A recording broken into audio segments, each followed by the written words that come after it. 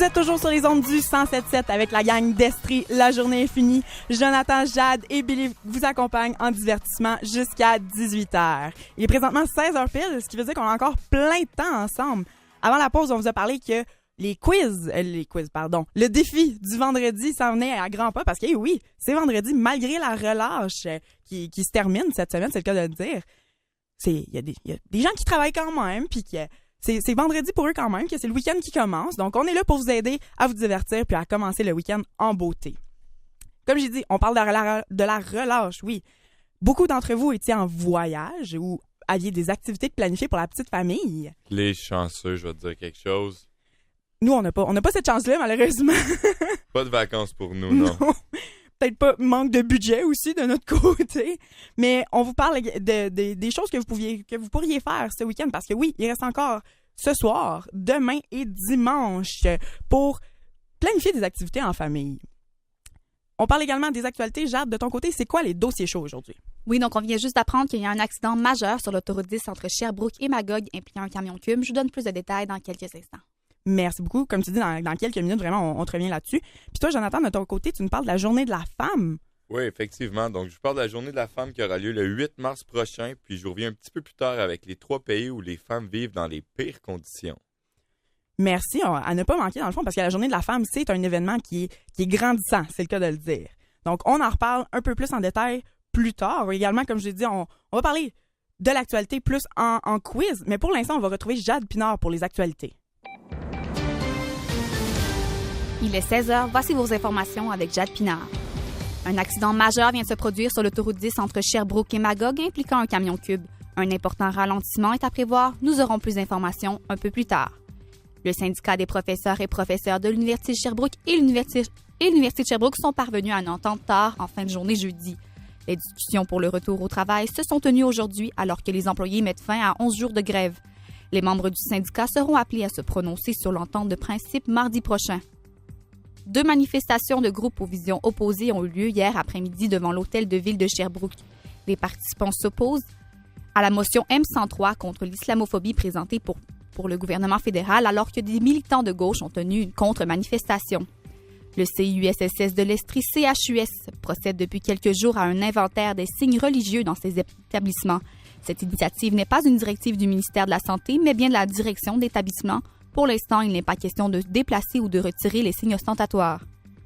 Le député de Mégantic, Ghislain Bolduc, affirme que le gouvernement provincial a bien compris l'impatience des Méganticois face au projet de voie de contournement ferroviaire.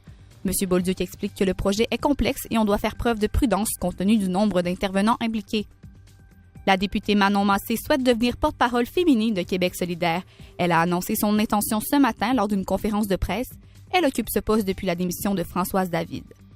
Et au sport maintenant, le Phoenix suit encore une défaite à domicile par la marque de 5-2 contre les Olympiques de Gatineau. Il s'agissait d'un des matchs les plus importants de la saison de l'équipe de Stéphane Julien qui visait 4 victoires afin de sécuriser une place dans les séries. Un docteur torontois poursuit son ex-petite amie pour 4 millions de dollars après qu'elle soit tombée enceinte en 2014 alors qu'elle a affirmé prendre des contraceptifs oraux. La Cour d'appel de l'Ontario a déjà refusé la demande du médecin, affirmant que le père ne pouvait pas réclamer de dommages pour une paternité involontaire. C'était vos nouvelles Cogeco Média avec Jade Pinard. Merci beaucoup, Jade. On se retrouve dans 30 minutes pour un deuxième bulletin de nouvelles. Là, on peut pas s'empêcher de faire un petit suivi sur la dernière nouvelle. Mais quelle histoire quand même, hein? C'est rendu qu'aujourd'hui, on peut poursuivre n'importe qui pour n'importe quoi, pour n'importe quelle raison. C'est vrai. Puis, honnêtement, il est probablement pas le seul père de famille, dans le fond, ou le père en devenir, qui est pas très joyeux, disons, à l'idée de cette annonce.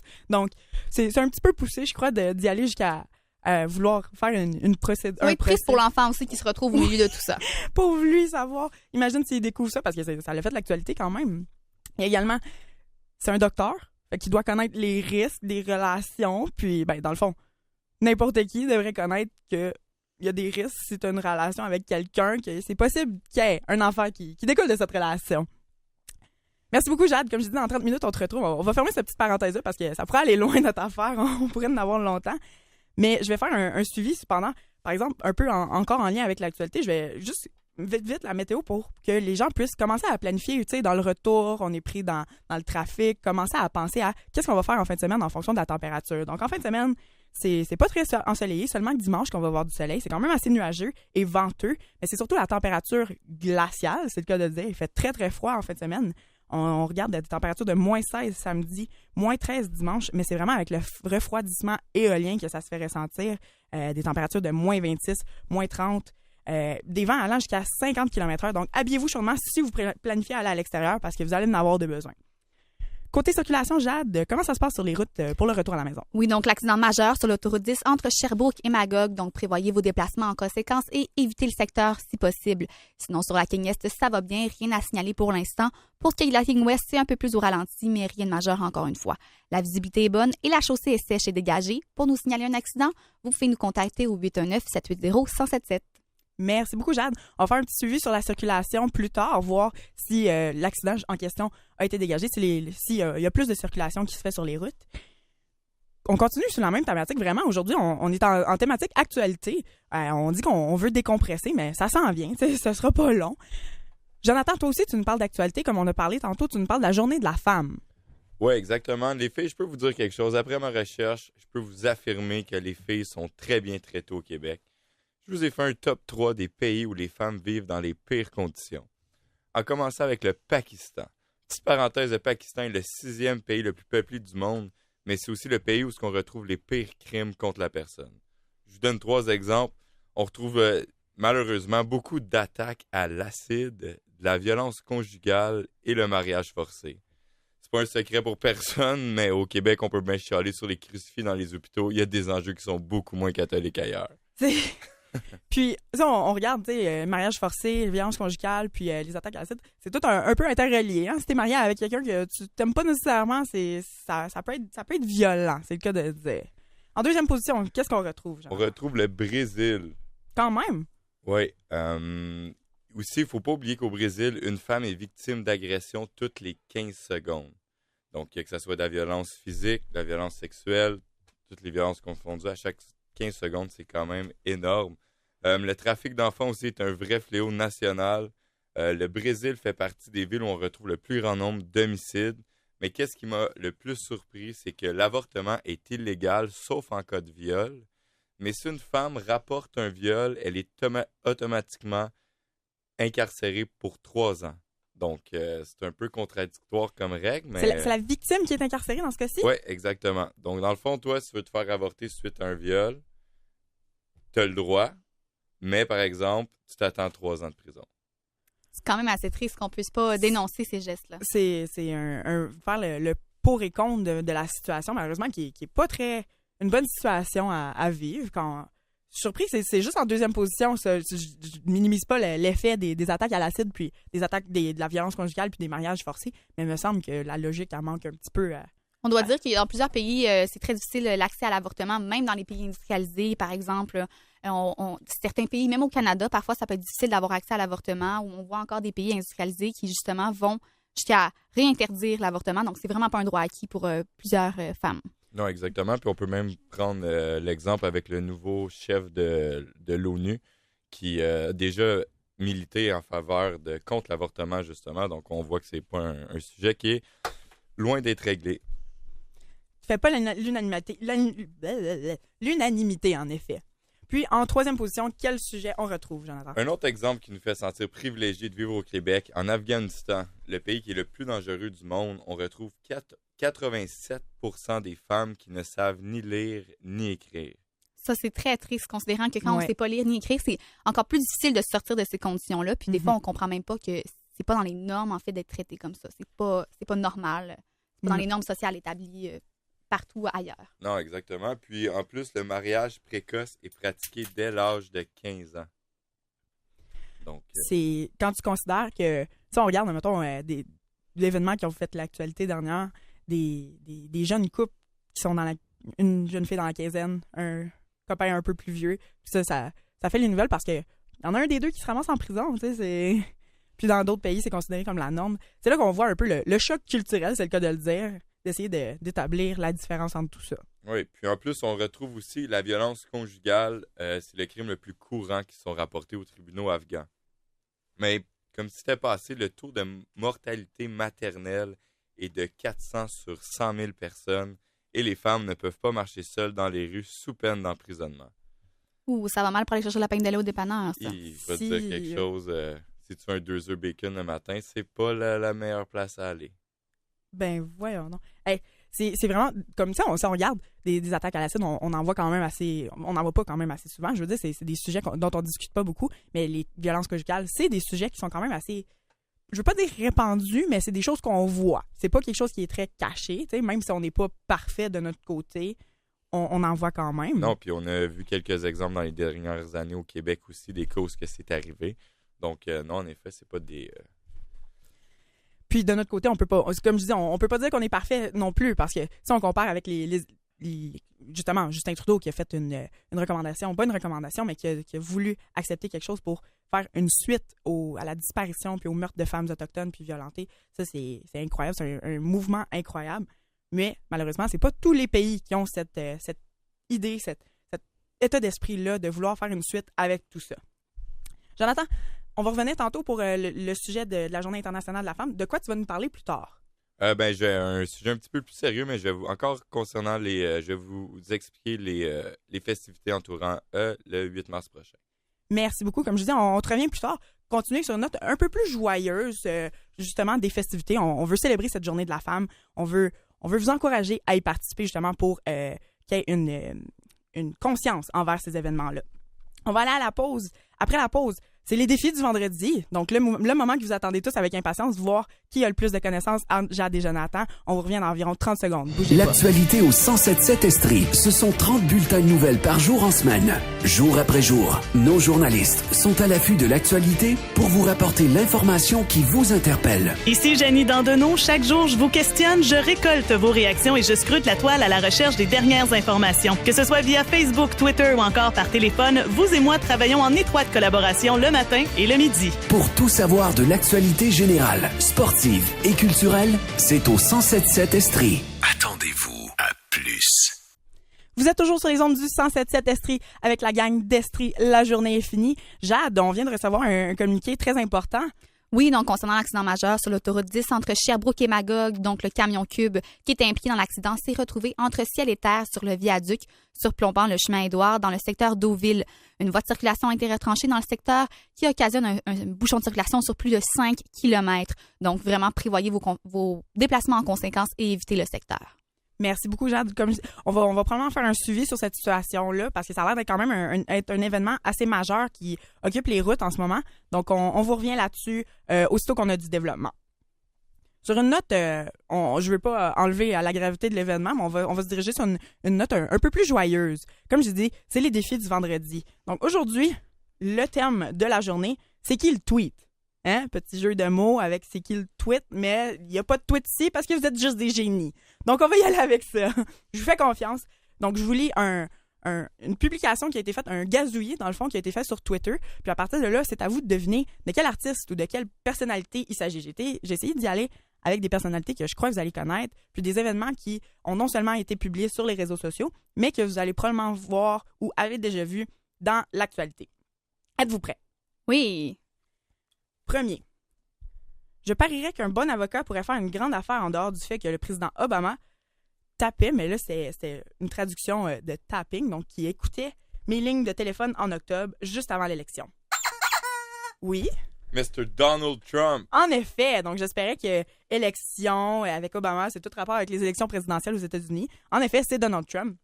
Premier point pour Jonathan. Je dois dire que ça, ce n'était pas une traduction libre, c'est pour ça que j'ai dû me rectifier. Il s'agit d'une traduction de Google Translate parce que mon anglais est nul. Donc, je ne me faisais pas confiance pour vous traduire le tout. C'est quand même pas l'outil le plus fiable non plus. Non plus. Honnêtement, j'aurais pu trouver une meilleure source. Mais on a compris quand même. C'est juste le taper mes téléphones. C'est aucun sens. On va y aller avec la prochaine. Merci pour l'accueil chaleureux en cette soirée glaciale. On parle entre autres de l'événement du Red Bull Crash Test qui a eu lieu à Ottawa. Justin Trudeau. Oui. Encore une fois, dans le thème de politique, de personnalité du pays, dans le fond, de président, de premier ministre, c'est bel et bien Justin Trudeau qui a participé, pas en participant en enfilant les patins puis en se mettant sur la piste, mais qui a participé en allant voir le spectacle qu'est le Red Bull Crash Test au sein de la foule et publier des photos justement avec la foule, qui était là pour encourager les participants puis pour assister à cet événement. Sur une note un peu plus inspirante, puis calme, jeûner, ce n'est pas seulement se priver de pain, c'est aussi partager le pain avec la famille. Oh, OK. Pensez spirituel, pensez quelque chose de... Ça a l'air de se donner dans la religion. Ouais, OK, ouais, ça s'en va par là. Le pape? Oui, en effet. Donc, le point va à Jade. Le pape a un Twitter. Je dois t'avouer que j'ai été très surpris parce que c'est un Twitter qui est très bien entretenu. Il est mis à jour régulièrement. Il y a des publications presque à chaque jour, même à plusieurs fois par jour même. C'est incroyable. Je dois dire, par exemple, ça doit pas être lui qui s'en occupe parce que si je me fie à la technologie puis l'utilisation de la technologie qu'ils essaient de montrer à mes parents ou même à mes grands-parents, c'est impossible. Donc, personne... Je veux pas rien y enlever si c'est lui. S'il est talentueux, moi, je suis vraiment contente pour lui. Mais en effet, Jade, tu as raison, c'était le pape. Ma route s'arrête cette fois-ci au Pacini de Gatineau Hall. Venez donc prendre un verre, une bouchée, une petite toast grillée ou encore plus au son de mon album One Night. Oh, wow. Pensez Pacini, c'est comme le porte-parole de Pacini. Bar à pain? C'est un artiste, Jonathan, un bar à pain.